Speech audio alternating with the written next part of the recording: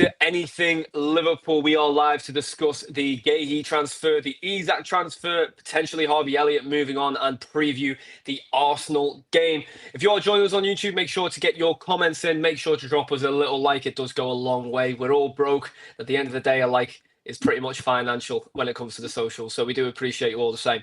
Right, lads, listen, we're going to get straight into it. I'm joined by Harja, Alex on LFC, and Rob to just talk Liverpool, to talk the big headlines, the big main focus. And of course, it is transfers. Now, there is something about Morgan Rogers that we'll touch on. I don't really think it's legitimate right now. Maybe I'm wrong, but we will come back to it if we need to. But I want to focus on the main one.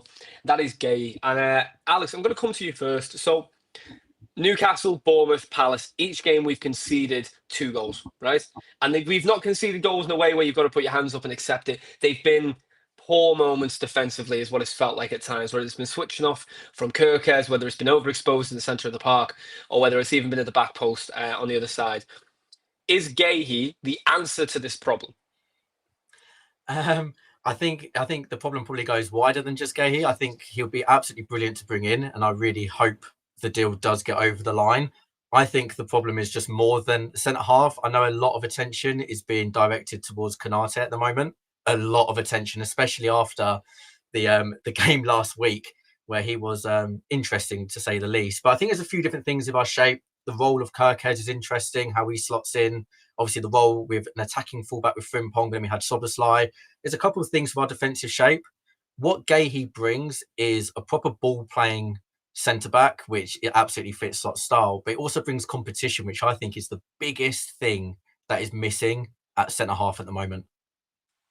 So you're saying there that that's missing. We got rid of Kwanzaa. Obviously, we sent him to Leverkusen. We have the buyback clause on Kwanzaa, 55 million there. Guehi looks like an available transfer of 35, and we have Konate at the moment.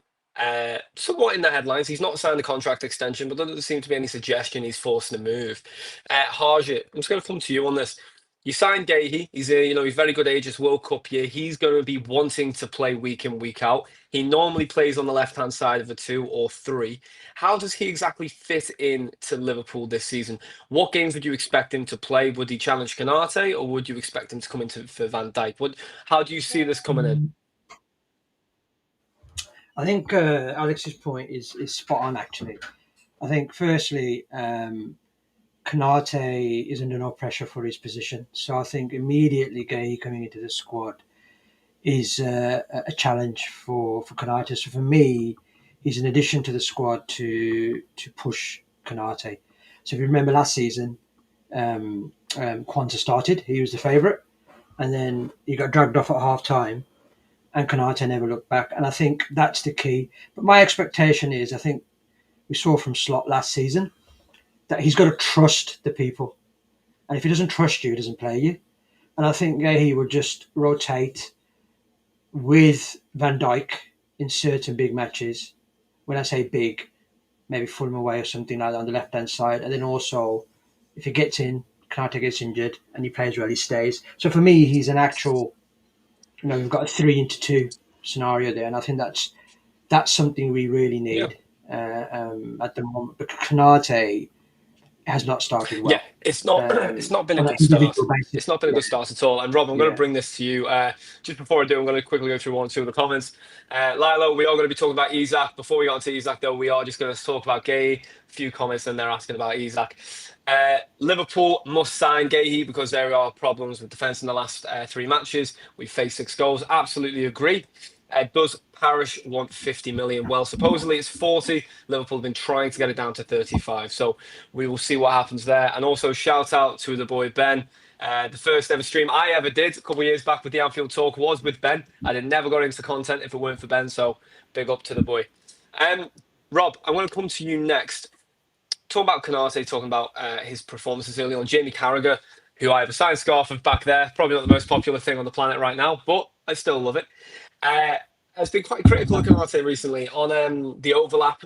He's mentioned that his defensive responsibility is it's not being attained. He's not performing well, and he's been sort of a weak point in the back 4.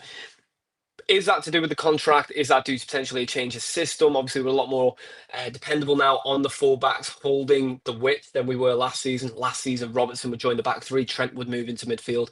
Now we've got more sort of the attack and flying fullbacks we had in Trent and Robert's early days. Do you think it's more down to the system or more down to the player that we're seeing a different side of Konate than we're used to? Yeah, so I'll be very honest. I've two ways of looking at it. The first is maybe that I think his head is turned with the prospect. You know, there obviously is rumours floating around that Real Madrid want to sign him, so he's probably fantasizing about that in a way. You know, he's seen other players go out there and think, oh yeah, like that's the promised land. That's where I want to go. The other aspect then is probably that he feels like, oh well, I'm besides one of the best centre halves, if not the best centre half in the world, so I can be a bit lax because sure he'll do his job and he'll cover up for my, you know, I suppose lack of work. But that's what he shouldn't be doing. Like, he's a young French centre half. As you said, we're coming into a World Cup year. If he wants to stake a claim, then he needs to be doing a lot better, I think. Listen, I absolutely agree. I think we probably all agree. I almost at times that maybe I'm a bit too defensive of Konate, because in the sense that I almost feel like he's unfairly criticised at times. But I do think this season, the first three games, there's something seems off. Is it the contract? Is it poor form? Is it the system? Obviously, time will tell. We've got a massive test coming up, of course, on Sunday, which we will be talking about. Guehi, overall, though, Alex, going to come back to you. Do we feel like this is a done deal? Is it done before deadline? Is it potentially done today with the way some of the people on the social media are talking? You feels like the deal's already done. It's definitely heated up, hasn't it? It's definitely got a bit hot in the last couple of hours, and there's no smoke without fire. I think he will get done certainly before the end of the transfer window. I think he'll probably get done before the possibility of Isak. It seems to be further progressed. Wasn't there just a 5 million difference between Palace's valuation and what Liverpool were willing to offer? 5 million in the crazy money we're talking about is not normally a big deal. I do just want to touch just a tiny thing about Konate that does, you know, it's not going to solve every single issue. You've got to look at the second goal that Newcastle scored. You've got Dan Burn up against Konate with the header, which Dan Burn won. Guehi's not going to solve that issue because Konate is normally very good in the air and he's also a unit. Mm-hmm. Guehi, what is he, 5'10" as a centre half? So I think to be wishful thinking that he's going to solve all of our problems that we've got at the back at the moment, I don't want to see too much pressure put on Guehi. If he does come in, that all of a sudden that we're going to be back to clean sheet ways. But I think he will get done. Certain. Absolutely. Well, I've got to admit, I share similar optimism. I do think it gets over the line.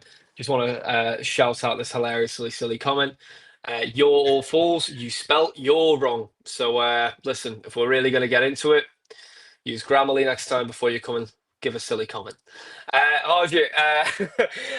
Just going to move to you, fella. When it comes to Konate, obviously, like Alex said, you know, there'll be a rotation between Konate, Van Dijk, and Guehi this season. But Joe Gomez, just a little touch on him. Is this it? Is this it now for him? Because you think we're going for Guehi, versatile centre back. You don't really feel like Joe Gomez is going to be here much longer now, do we? No, I think there's a couple of points. I think let's quickly go back on what Alex said about Guehi. I agree, he's not going to be the solution, but I think the key thing here is, I think against Newcastle, I don't think anybody other than if we had Dan Burn on our team would have been the solution because they were just barraging us. But I think the first key thing around there is every team now plays one-on-one, more or less, and is winning your individual battles. And Konate, I looked at the stats, has not won enough of his battles. Remember, Slot made that comment for Quanta last season, so I think Konate has a lot to answer for. I think he's not winning his battle, so there's that to the side. Gomez, one of my all-time favourite players. Remember we won the title under Klopp. I was lucky enough to be at every home game, and the guy was immense. And I think he was very undervalued in that season. His pace helps him get out. Positionally he's not the best, but his pace, recovery pace. But his injuries, he's lost that. He's not very good one-on-one battles. And I think he's probably now, I almost think he's probably fifth choice. I don't even think he'll fifth or sixth. I think he'll be used in the cup games, and I'm afraid I think next season will be his last. It's a shame, but I think the injuries are taking their toll on him. I'll tell you what a professional, what a player he's been listen, for what a us. servant he's been to the club, longest serving player at the club currently, Joe Gomez, which is incredible. Like honestly, when you think about it, Rob, we are gonna move it on, and we are gonna focus on a little bit more positive news potentially, and that is the incoming. Let me lay the groundwork for you, Rob. Okay, so throughout the summer, Alexander Isak has been trying to force a move out. However, it's been very clearly put by the likes of Luke Edwards, that won't happen unless Newcastle sign two forwards. It seems to be a case of now it was only one.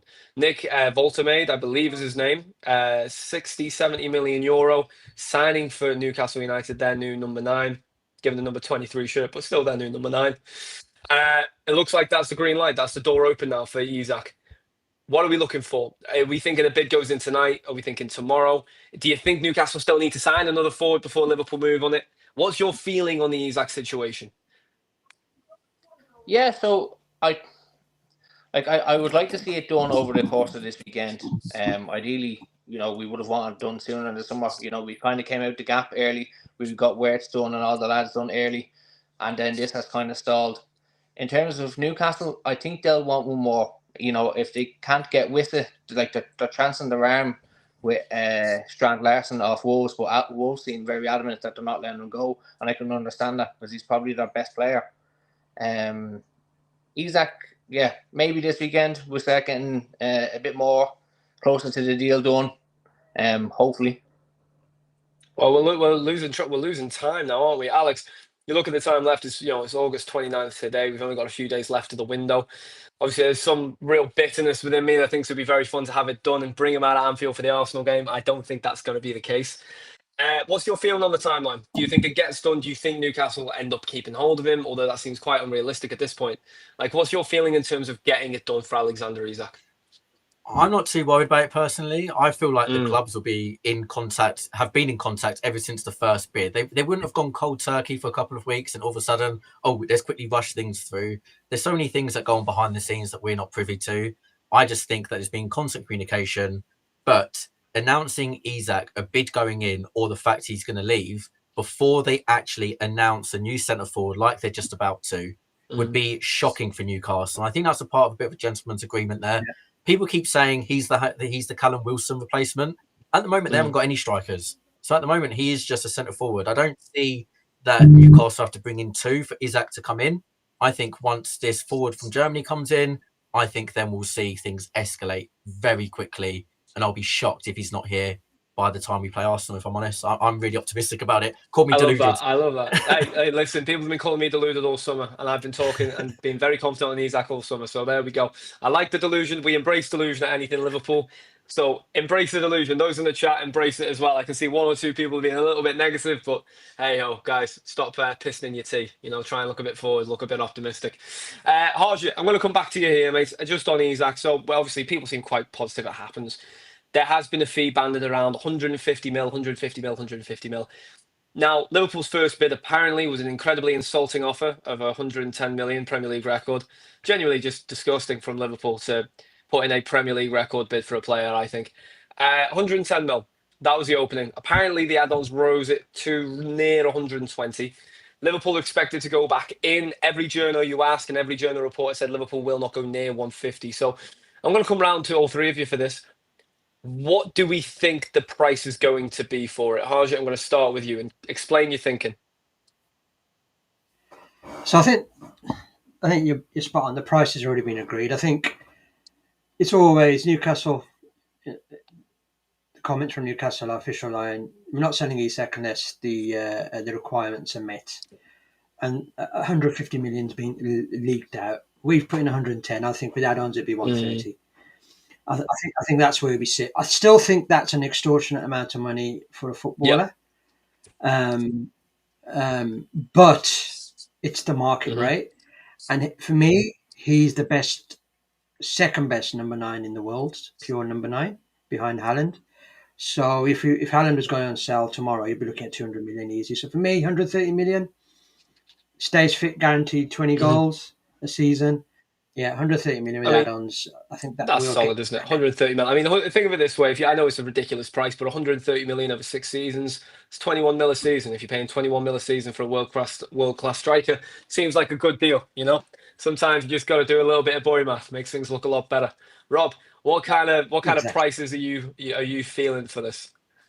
Or do you think maybe we wait till January? Was where I didn't really get that with you. What do you think?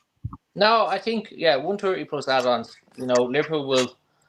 Well, not so much Liverpool, but Richard Hughes and the lads will strike up a deal. Be like, right, here's 130, and you can get add-ons if we win the league, if you win the Champions League. They'll make that part of the add-ons. But it shouldn't be like I was only chatting with lads in work last night, and they were saying like it was a lot of money that Newcastle paid for Woltemade.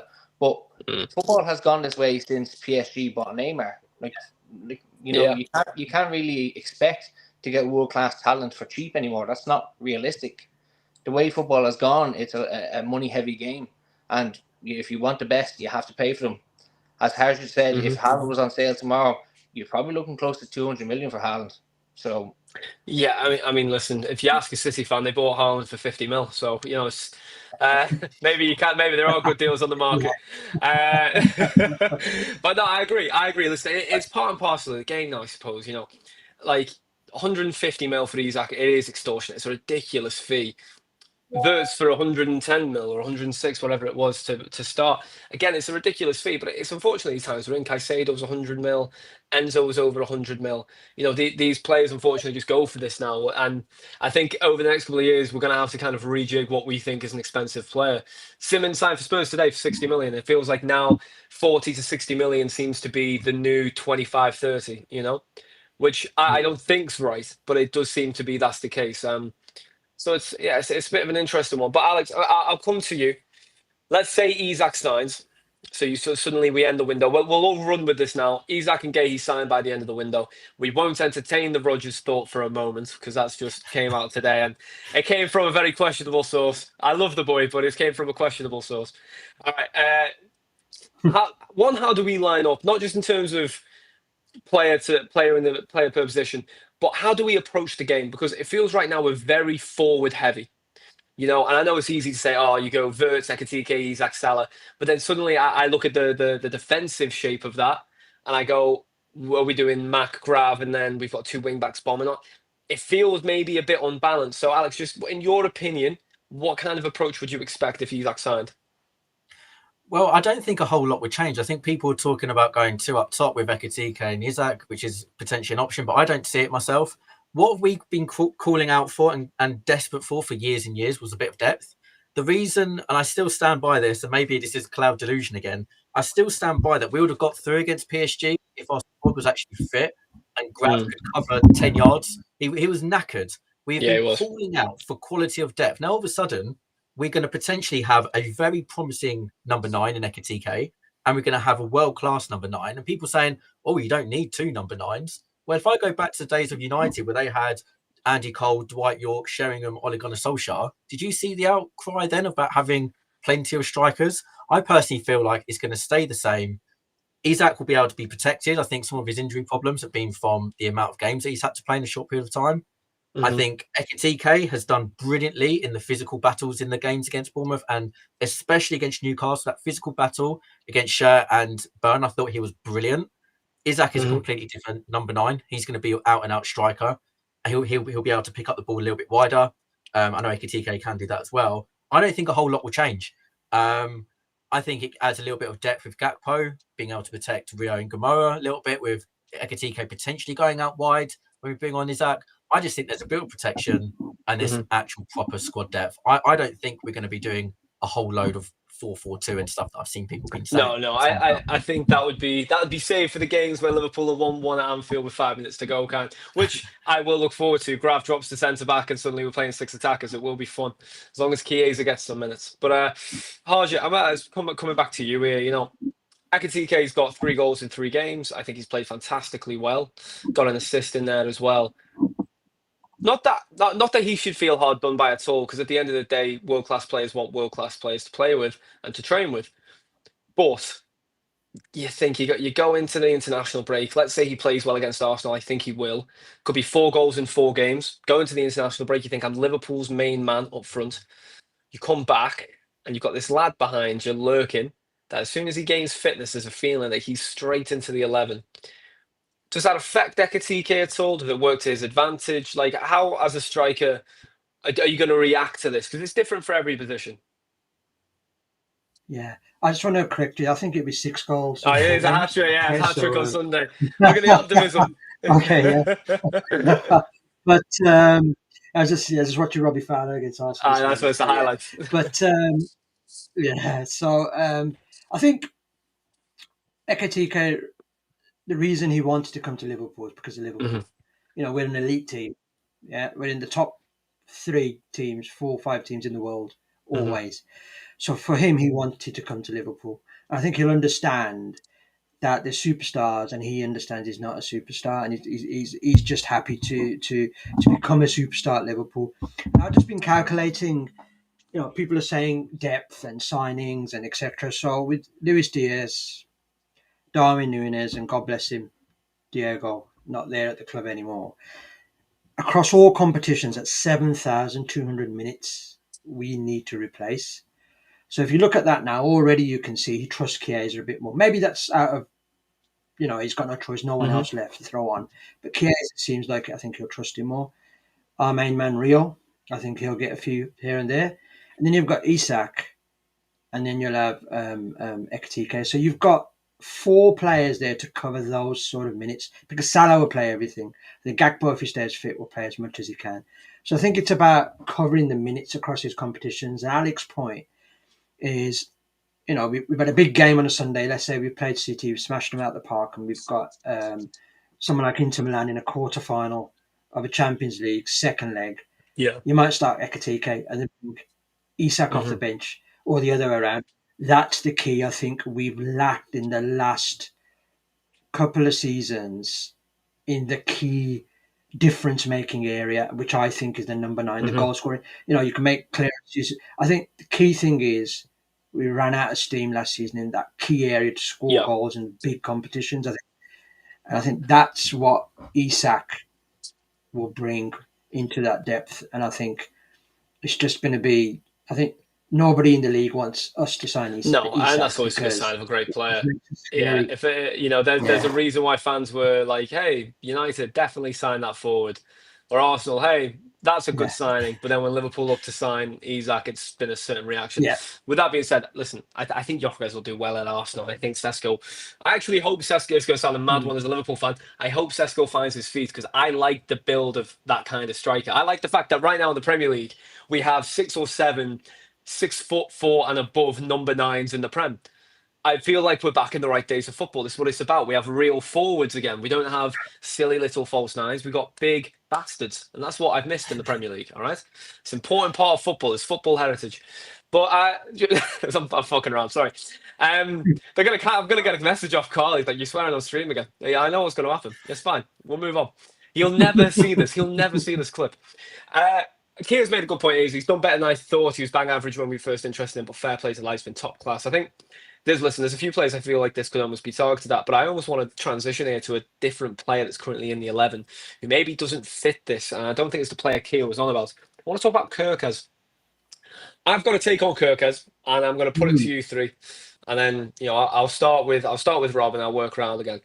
I think Kerkez has actually been pretty decent in these first 3 games, but he's had, unfortunately, 2 bogus moments that have really put the wrong light on him.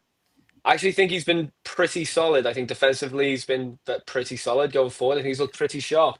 I just think that against Newcastle was a silly bit of defending from him that I guarantee he'll have an earful for. And then against Bournemouth the other day, I think he was just fair enough against Semenyo. He's one of the best wingers in the league, and you're a young lad, like these things are going to happen. That is my feeling. Now, I'm open to a difference of opinion here. Rob, I'm going to start with you. Are you going to tell me Andy Robertson should be back in the 11 for Sunday? Listen, I will be unapologetically always a fan of Robbo. Robbo has been one of my favourite players. No, I think Kerkez has done all right. The thing that I suppose drives me up the wall is the same people who were out last year, tweeting, being like, "Oh, Robbo's this and Robbo's that." Yeah, you haven't said anything about bleeding Kerkez, have you? No. Right. So it's the double standard. It doesn't suit you to call out Kerkez, but it suits you to call out Robbo because he's getting a bit older. Kerkez, I suppose, he probably hasn't realised that he's gone up a level. You've gone from playing with Bournemouth, who are a good top 10 side, we are now playing for the champions of England. You're playing for one of the best teams in the world. So, yeah, a few small defensive frailties, but he's, 21? So, I suppose it's just about learning by being alongside Van Dijk and, the lads who can kind of help him learn how to defend a bit better. Because going forward, I'd say he's probably amazing. But So I feel like we haven't even seen the best of him going forward just yet. I feel like we've only really been given little snippets. I'll tell you this, I just want to make sure we haven't missed any big news. So if you see my screen change colour, it's just because I'm checking the headlines. But Alex, on Kerkez, it's obviously too early to judge. Yo Cool is your name. I feel weird calling you Yo Cool, but I'll call you that. 2 games way too early to judge Kerkez. Same with Wirtz. All right, it's a fair comment. I think that it is too early to judge a certain player. But what's your impressions been of Kerkez so far? So personally, I don't get the Kerkez hate at the moment. Not hate, but worry at the moment. Out of all the problems we've got at the back, he, alongside Van Dijk, he's the least of my issues. I think there's a little bit of a system problem with Kerkez. I mean, when I watched Bournemouth last year, I can't lie and say I watched him 38 times, but I did watch him a fair decent amount of time, especially against the big teams. His strength was overlapping and his attacking play. And he seems to be on a leash at the moment. He seems to be a little cog in when we've got the ball to kind of look for Gakpo. If not, go straight back to Van Dijk. Have we seen him overlap Gakpo more than 3 times in the opening 3 games, if we include the Community Shield? So in fairness, Alex, in fairness, every time he does overlap Gakpo's already caught on his right foot and had a shot from 30 yards. So it's hard to get the ball at that point. But even positionally, what I used to love about Robbo, especially going to Anfield and watching him play, is just how he was just an engine up and down. When I've seen Kerkez play, he hasn't been that same role, whether that's tactical, whether he's a bit worried to go forward. I'm not sure whether it's instructional based or not. If we're judging Kerkez with that goal we conceded against Newcastle, not jump in. I mean, if we start looking at the minute details of that and saying Robbo needs to come back in, we're jumping to gun far too quickly as a fan base. Yeah. Robbo should not be starting anywhere near over Kerkez when Kerkez is fit. If he's going to learn, if he's going to improve, he's going to fit the system, he's got to play. I'm not worried about this fella whatsoever. He just needs to calm down the slide tackles a little bit, but I don't mind 100%. The passion. No, listen, neither do I. I think Kerkez and Robertson have a lot more similarities than they do differences, and that's a compliment. That's the biggest compliment I can pay him. I say this: you get a Champions League night on the Wednesday. You've got a Premier League game on the Saturday or the Sunday. How's it? Are you playing Robertson in the Champions League, Kerkez in the Prem, or are you playing Kerkez in the Champions League and Robbo in the Prem? I'm playing Kerkez in both. No, you can't do that. That wasn't part of the question. I got you're asking me. Sorry, go on. So why would you play Kerkez in both? No, I just want to come back to. I just want to go to Alex's point because actually this Kerkez thing had me fuming. Really? Because I'm one of those. I'm one of those geeks who loves stats and tactics, and Slots has changed his tactics in a way where Kerkez is becoming the third centre back. So when we're going forward, he's shifting across. And the problem Kerkez has had, he's not playing with McAllister enough. And Curtis Jones leaves his position too much. And what happens is there's a big, nice gap in there where it always seems Kerkez is caught in no man's land. And that gap, he doesn't know whether to go or to stay because Curtis Jones isn't there because he's a bit of a headless chicken in my mind. He just leaves his position all the time. So it's a bit unfair on him. I think he had a great game against Newcastle, bar that little brain fade. Everyone has it. I thought he only got beat once by Elanga. I think in the first game against Bournemouth, Semenyo is a big, powerful lad, and he stood up to the challenge. He mistimed a few tackles. Who doesn't? And I think for me, we've got ourselves an absolute gem there. And I think he's got a rocket of a left foot. He's learning a new system. He's being more controlled.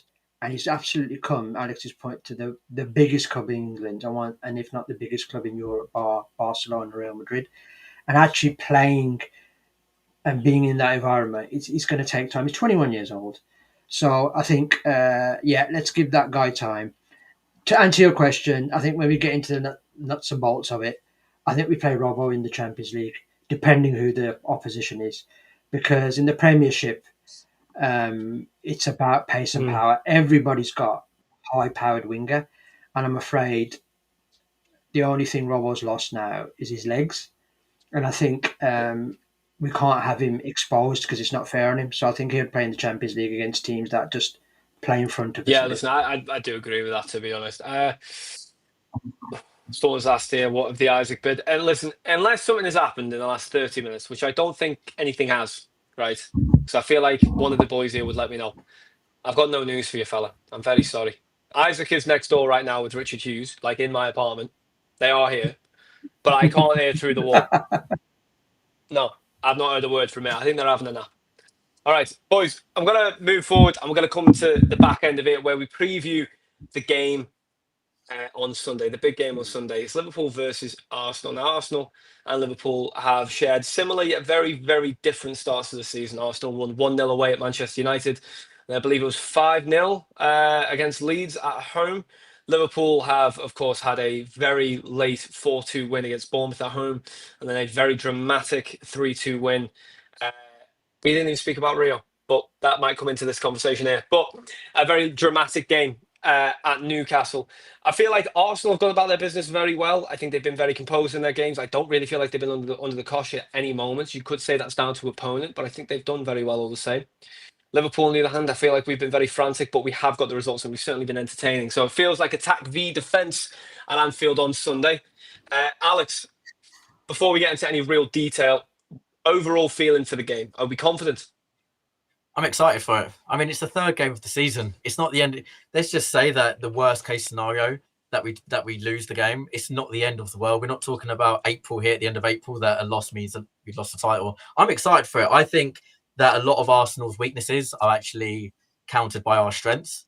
I also think that at the moment, Arsenal's strengths are actually our weaknesses a little bit. I'm a bit worried about set pieces. If you took set pieces out the game, and if they took away corners and that you weren't allowed to kick the ball in the area from a corner, I'd be casual as anything for this game on Sunday. What worries me is the set piece situation. But Van Dijk and Alisson suit me, give me a lot of confidence going into that. I think I really think the boys are going to step up. Hopefully, Macca's fit. We haven't seen a Gravenberch Macca midfield yet. I think that's absolutely huge. If he is fit, I think that could be massive. But I think Arsenal are there to be got at. I think we saw that against United. I think if United had a bit more quality at certain times, United looked like they could have definitely scored and put Arsenal under a bit of cosh there. They just weren't ruthless enough. I think our boys are ruthless. So I think if the game goes a similar way to Arsenal Man United that we saw a couple of weeks ago, and it goes the same sort of way, we've just got better quality than Man United, and I think we'll take the 3. Ooh, I like the confidence there, Alex. Rob, do you share that confidence? Yeah, 100%. As Alex says, I'd be worried about Arsenal when it comes to set pieces. But in terms of, kind of going at each other, I fancy our chances. We always tend to do well. Salah always seems to be up for the match against Arsenal. So I'm kind of hoping now that he will have a chance to pick up a couple of goals. Katika, I think, will definitely score again. And then hopefully we can get Macca and Grav in the same midfield again. Similar to Alex, I'm confident but nervous about the prospect of Arsenal scoring from set pieces. I hear that. Guys, if you're in the chat and you're watching the video, make sure you drop a like. I know there's over 8,000 people that are watching on Twitter. There are 26 people watching on YouTube. If you are watching us, please make sure you find a way to subscribe to the channel. We are all broke. Word of mouth is all we have. And a little subscribe, a little hit of that notification bell pretty much feeds families for the week. So we do appreciate it when you can do it. Okay. Moving on, Harjit, I just want to ask you as well regarding the game. How are you feeling for Arsenal? To be honest, I'm not as confident as the other two guys. When I get to the ground, I'm always buzzing, so I'm always confident. But we haven't beaten Arsenal in the league for the last 3 seasons. Whereas they used to be our bunny, that we always used to do Arsenal. But I think we've got as good a chance as any. And I'm not too concerned about set pieces because actually we haven't conceded anything from set pieces. It's just been mistakes, missing our one-on-one battles, and then they've scored. So from set pieces, I actually like what we're seeing. I think we're seeing, Van Dijk winning every battle, Alisson being strong, and I think we've got Ekitike, Gakpo. I think we've got a good setup. And against Newcastle, I thought we were we were comfortable. We managed them from corners. So Arsenal are the real acid test. But I think in open play, this is the game for me. And I'm not saying there's any question marks over words. But Zubamendi is the kind of player who will allow Wirtz a little bit of space in and around there. It's because he's a similar player to Wirtz, but plays deep. And I think Wirtz getting those pockets and nicking that ball. And I think I've seen a lot of Wirtz last season. And that's how he plays. Just getting that, from a deep line playmaker like Zubamendi, who just likes to dictate play. I think that's where Wirtz around. There's little pockets. I think if you get at the Arsenal fence and turn them around quick, that's where our strength is. Because facing the ball and, that typical Arsenal, they're strong. But if you can get at them quick, and that's what United did, broke down the sides, through the middle, and Arsenal were just at sixes and sevens a bit. And I think Raya, people say, is a great goalie. I don't. I just think he's in front of a good organised defence. We play quite defensive.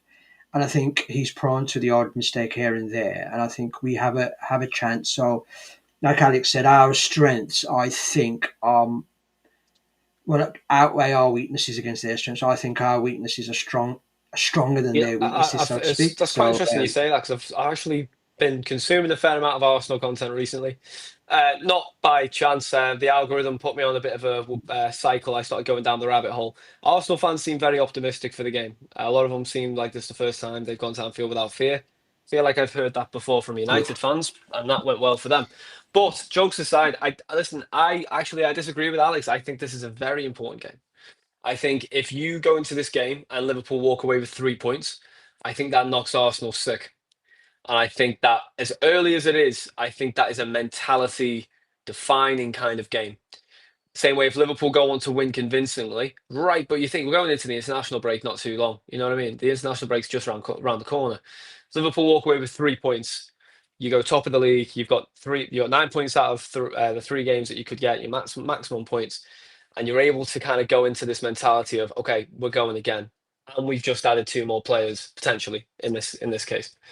Whereas I think if Arsenal walk away with a win, there's going to be a very bitter taste around Liverpool. You know how fans are across the board in football in general. Everyone is fickle. You'll be having conversations about tactics and the fullbacks, right? Do we need an ultimate change here? This is the wrong player. I think because you have to stew on it for 2 weeks. I think it will create a very toxic environment. Surprisingly toxic, considering I don't think we're in a position to worry regardless. My personal opinion, I think, is a draw, which I know feels like such a cop-out answer, but for me, it's got a draw written all over it. You've got a team that is phenomenal in defence versus a team that is phenomenal in attack. I think Kia's made a very fun point. Sorry, Yo Cole's made a very good point. I'm going to come to Kia. Arsenal fans just getting overgassed on beating 2 very poor sides. At the end of the day, you've got to beat what's in front of you, as they say, and they have beaten what's in front of them. Kia says Van Dijk plays like he did against Newcastle. Arsenal won't do anything, verge out jumping 3 players around 99% of the time. I do agree with Kia. I think if Van Dijk's on form, which it looks like he is, it's an unbelievable lift. But unfortunately, against Arsenal, their biggest threat isn't Gyökeres. It's the wings. To be fair, actually, is Saka going to be fit for the game? Do we know? No. Saka's definitely out. No. That's a big win. I'll say that. I'll give you that. That's absolutely huge. Is Ethan Nwani? He's a good player, that lad, though, isn't he? He hasn't really Saka played. and Odegaard are out, I believe. I feel like Odegaard's. I feel like Odegaard's in. I feel like I've seen a fair amount that suggests he might be fit, and then Arteta's doing that thing where it's like it's touch and go, with his big Lego head. He looks like looks like a Lego man. It's that chap from Chelsea they've signed. They think will play on Saka's place. Madueke. I don't know him. I tell you what, though, Madueke gave Robertson absolutely awful run when we last played him. So listen, it'll be an interesting game all the same. I think Arsenal have a phenomenal defence. I think to break that down will take a fair bit of work. But like Harjit said, Verts in the right areas. We have Salah, we have Ekitike. It could be an interesting game. What's important is the fans are on it. And lads, I'm going to end with a score prediction. Alex, Give me a score. I want goal scorers as well. Give the goal minutes scorers as well. You get if you can give me the minute they score in as well, I'll give you a sticker. Go on. I'm gonna go 2-1 to Liverpool. I'm gonna go Ekitike and our man Gakpo. He doesn't get enough credit. I don't think Gakpo. No, he doesn't. I reckon Liverpool will be leading 1-0 at half time. I'm gonna go for like a late 38 minute Late Ekitike. 30. Oh, love that. Another Ekitike goal as well. Go on, I love that. Okay, like 2-1 is what we heard there. Ekitike with a goal, Gakpo with another goal. Great start to the season he's had, by the way. Rob, Arsenal, Liverpool v Arsenal predictions Sunday late kickoff. What we saying? 3-0 Liverpool. 3-0 Yes, clean sheet. love First it. clean sheet of the season. Couldn't keep one against Bournemouth, but we'll keep one against Arsenal. I love that optimism, Rob. Rob, give me the goal scorers. 2 from Salah and 1 from Ekitike. A double from Salah would absolutely light up my entire week. I tell you what, I'd take that into work the next day. Harjit, can you give me your score prediction? Yeah, I think it's going to be 3-1. I think Arsenal will have a red card as well. I think for them, it will be Rice who scores, and I think they'll score first. But I think it will be Salah, Wirtz, and I'm going for my man, Chiesa. I love that. Chiesa scores, mate. I'm doing laps in my living room. Oh, my God. I tell you this. If we have another red card at Anfield and it goes in our favour, you just know the timeline of yelling corruption. Back-to-back red cards. Oh, the PGMOL have been writing the script. But, boys, I'll tell you this. I think it's going to be 2-2. I do think Liverpool can see 2 goals again. I know that sounds outrageous, but I think from set pieces, Arsenal are absolutely deadly. I think Liverpool will be phenomenal in transition. I'm going to say goals are going to come from... Got a weird feeling that they're going to get a bit of an odd goal scorer. I'm going to say Noani does get a goal. Don't know when he gets his goal, but he comes off the bench and scores if he does. I'm going to say Wirtz and McAllister for Liverpool. I'll even go one further. I'll say Szoboszlai assist as well if you want to get really tasty with it. I'm just doing that for my FPL more than anything, lads. I'm trying to talk good into the FPL. Lads, absolute pleasure. Harjit, Rob, Alex, thank you for coming on, guys. If you haven't already, please make sure you drop a like. If you're not following us on social media, please make sure to do that. It's absolutely vital we get it. We live and die by it. And we will see you guys next week to react and respond to the Liverpool-Arsenal game. Have a great weekend, everybody.